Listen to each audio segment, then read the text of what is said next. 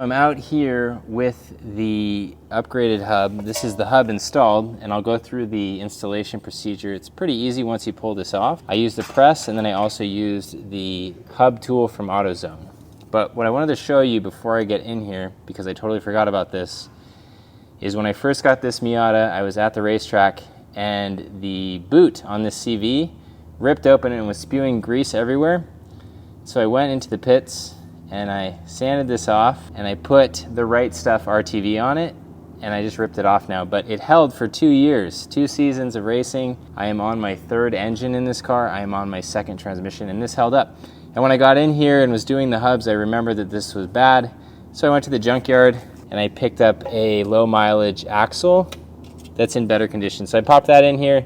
We're gonna install the hubs, and it's super easy. So this is the Mazda Motorsports competition rear hub, and the reason that we upgrade this is because the factory one will fail on the racetrack, it will crack, and then the only thing that will hold this onto your car is your brake disc. So this is thicker. If we measure it out, it's 45 millimeters. A little bit over 45 it looks like actually, and the factory one is about 42 or so, yeah. And this is the box that it comes in. This is the part number. You also need to get a new wheel bearing because this is an oversized hub.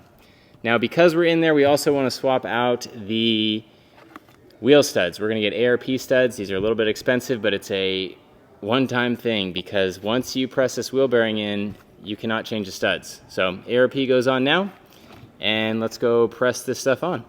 First, we're going to press in our ARP wheel studs. Then we're going to load the upright into the press and press out the old hub.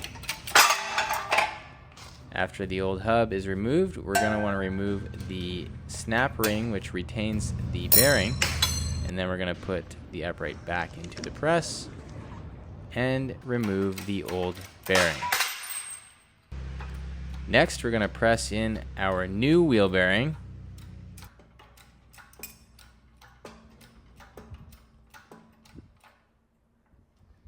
After that's pressed in, we're going to want to put the retainer snap ring in place.